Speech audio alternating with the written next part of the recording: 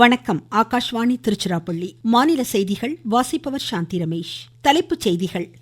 காலநிலை மாற்ற பாதிப்புகளை எதிர்கொள்ள துரிதமான உறுதியான நடவடிக்கைகளின் அவசியத்தை குடியரசுத் தலைவர் திருமதி திரௌபதி முர்மு வலியுறுத்தியுள்ளார்.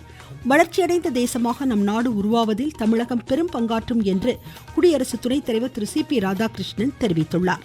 மின்னணு உற்பத்தியால் நாட்டில் ஆயிரக்கணக்கான வேலைவாய்ப்புகள் உருவாகும் என்று மத்திய அமைச்சர் திரு அஸ்வினி வைஷ்ணவ் கூறியுள்ளார். மோந்தா புயல் காரணமாக திருவள்ளூர் மாவட்டத்தில் இன்று மிக கனமழை பெய்யக்கூடும் என்று சென்னை வானிலை ஆய்வு மையம் தெரிவித்துள்ளது. திருவாரூர் மாவட்டத்தில் நெல்லின் ஈரப்பதம் தொடர்பாக மத்திய குழுவினர் இன்று ஆய்வு மேற்கொண்டுள்ளனர். இனி விரிவான செய்திகள். காலநிலை மாற்ற பாதிப்புகளை எதிர்கொள்ள துரிதமான உறுதியான நடவடிக்கைகளின் அவசியத்தை குடியரசுத் தலைவர் திருமதி திரௌபதி முர்மு வலியுறுத்தியுள்ளார். புதுடெல்லியில் சர்வதேச சூரிய சக்தி கூட்டமைப்பு நிகழ்வில் இன்று உரையாற்றிய அவர், இந்தியா உறுதியான நடவடிக்கைகளை அர்ப்பணிப்புடன் இப்பாதையில் மேற்கொண்டு வருவதாக சுட்டிக்காட்டினார்.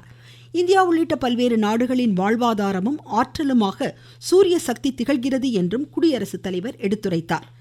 மத்திய புதுப்பிக்கத்தக்க எரிசக்தி துறை அமைச்சர் திரு பிரல்ஹாத் ஜோஷி உட்பட 124 நாடுகளின் பிரதிநிதிகள் இக்கூட்டத்தில் பங்கேற்றுள்ளனர். 2047ஆம் ஆண்டு வளர்ச்சியடைந்த உன்னத தேசமாக நம் நாடு மேம்படும் என்று குடியரசு துணைத் தலைவர் திரு சி.பி. ராதாகிருஷ்ணன் கூறியுள்ளார். 3 நாள் அரசுமுறை பயணமாக தமிழகம் வந்துள்ள குடியரசு துணைத் தலைவர் கோவை கொடிஷியா வளாகத்தில் நிகழ்ச்சி ஒன்றில் இன்று பேசுகையில், வளர்ச்சியடைந்த தேசமாக நம் நாடு உருவாவதில் தமிழகம் மற்றும் கொங்கு மண்டலத்தின் பங்கு இன்றியமையாததாக இருக்கும் என்று குறிப்பிட்டார்.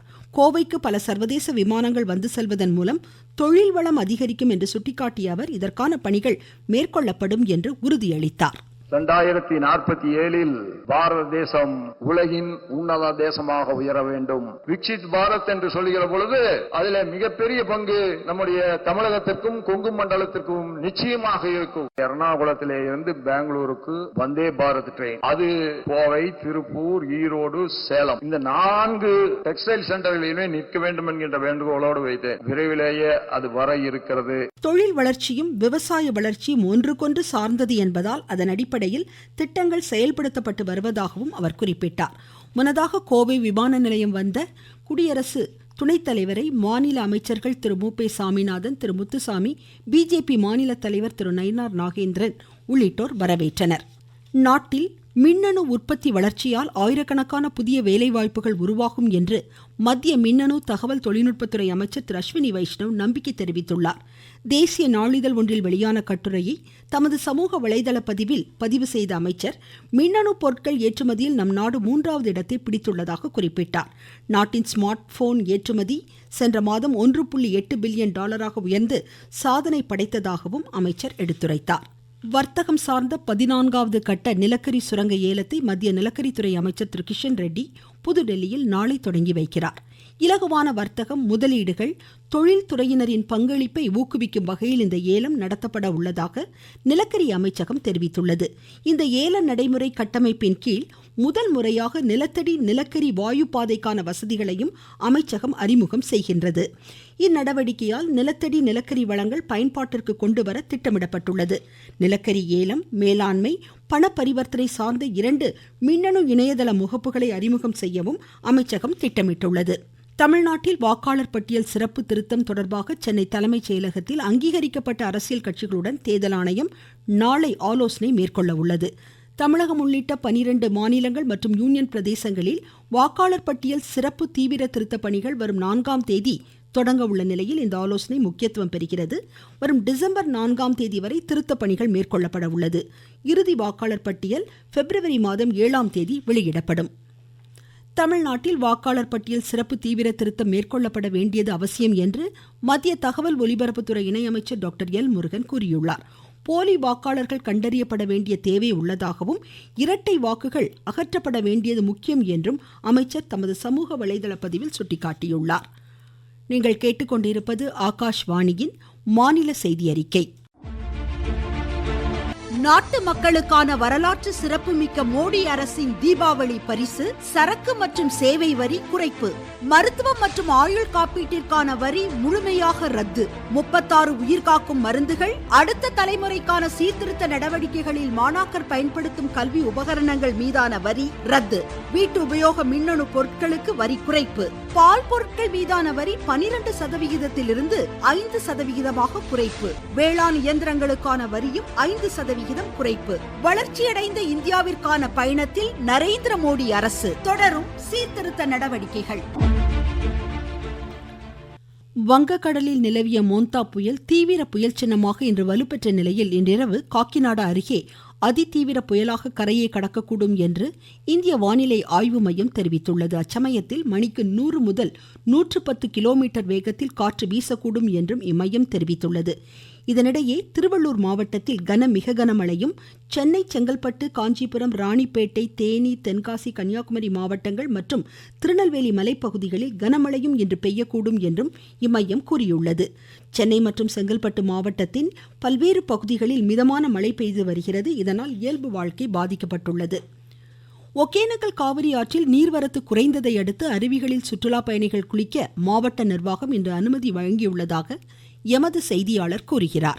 ஒகேனக்கல் காவிரி ஆற்றில் இன்று வினாடிக்கு சுமார் 16,000 கனஅடியாக தண்ணீர் வரத்து குறைந்ததால் மீண்டும் பரிசல் இயக்கவும் அருவிகளில் சுற்றுலா பயணிகள் குளிக்கவும் மாவட்ட நிர்வாகம் அனுமதி அளித்துள்ளது. இதன் காரணமாக சுற்றுலா பயணிகள் மற்றும் சிறு வணிகர்கள் பெரிதும் மகிழ்ச்சி அடைந்துள்ளனர். தருமபுரியில் இருந்து மா தண்டபாணி.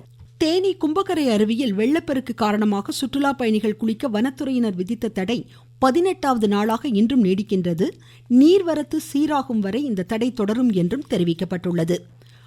வடகிழக்கு பருவமழையால் சேலம் மாவட்டத்தில் 46 ஏரிகள் முழுமையாக நிரம்பியுள்ளதாக எமது செய்தியாளர் கூறுகிறார். வடகிழக்கு பருவமழை தொடங்கியுள்ள நிலையில் சேலம் மாவட்டத்தில் உள்ள காமலாபுரம் ஏரி, கொண்டலாம்பட்டி ஏரி, மானத்தால் ஏரி, மாரமங்கலம் ஏரி, கண்ணங்குறிச்சி புது ஏரி உள்ளிட்ட 46 ஏரிகள் முழு கொள்ளளவை எட்டியுள்ளன. ஏற்காட்டில் பெய்து வரும் கனமழையால் அடிவார பகுதியில் உள்ள நீர்நிலைகளுக்கு நீர்வரத்து தொடர்ந்து அதிகரித்து வருகிறது. இதனால் வனப்பகுதியை ஒட்டியுள்ள தடுப்பணைகள் நிரம்பி அடுத்தடுத்த நீர்நிலைகளுக்கு தண்ணீர் பாய்ந்து வருகிறது. சேலத்திலிருந்து விஜயகுமார் குணசேகரன். நீர்பிடிப்பு பகுதிகளில் தொடர்மழை காரணமாக செம்பரம்பாக்கம் ஏரிக்கு நீர்வரத்து இன்று 1800 கனஅடியாக அதிகரித்துள்ளது. அடையாறு ஆற்றில் வெளியேற்றப்படும் உபரி நீரின் அளவு 750 கனஅடியாக தொடர்கிறது.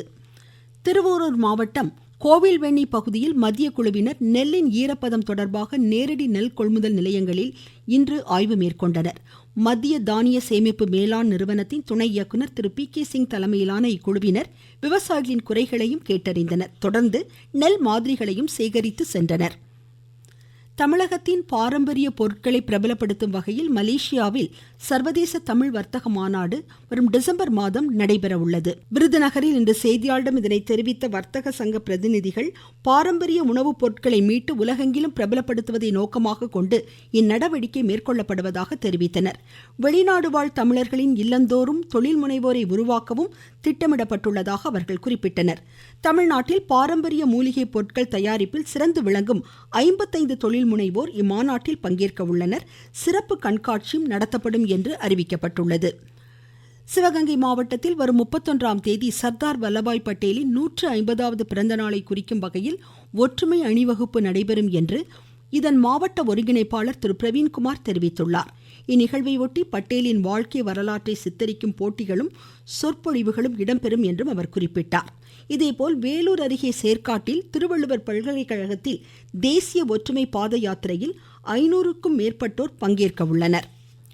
பழனி அருள்மிகு தண்டாயுதபாணி சுவாமி திருக்கோவிலில் கந்தசஷ்டி விழாவின் நிறைவான திருக்கல்யாண உற்சவம் இன்று வெகு விமர்சையாக நடைபெற்றது. ஆயிரக்கணக்கான பக்தர்கள் இதில் பங்கேற்றனர். தூத்துக்குடி மாவட்டத்தில் கல்லூரிகளுக்கு இடையிலான அகில இந்திய கூடைப்பந்தாட்ட போட்டிகள் நாளை தொடங்குகின்றன. 5 நாட்கள் நடைபெறும் இப்போட்டியில் வெற்றி பெறும் அணிகளுக்கு ரொக்க பரிசுகளும் கோப்பையும் வழங்கப்பட உள்ளன. மீண்டும் தலைப்புச் செய்திகள். காலநிலை மாற்ற பாதிப்புகளை எதிர்கொள்ள துரிதமான உறுதியான நடவடிக்கைகளின் அவசியத்தை குடியரசுத் தலைவர் திருமதி திரௌபதி முர்மு வலியுறுத்தியுள்ளார்.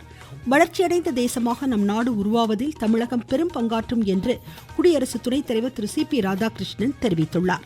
மின்னணு உற்பத்தியால் நாட்டில் ஆயிரக்கணக்கான வேலைவாய்ப்புகள் உருவாகும் என்று மத்திய அமைச்சர் திரு அஸ்வினி வைஷ்ணவ் கூறியுள்ளார். மோந்தா புயல் காரணமாக திருவள்ளூர் மாவட்டத்தில் இன்று மிக கனமழை பெய்யக்கூடும் என்று சென்னை வானிலை ஆய்வு மையம் தெரிவித்துள்ளது. திருவாரூர் மாவட்டத்தில் நெல்லின் ஈரப்பதம் தொடர்பாக மத்திய குழுவினர் இன்று ஆய்வு மேற்கொண்டுள்ளனர். இத்துடன் இந்த செய்தி அறிக்கை முடிவடைந்தது.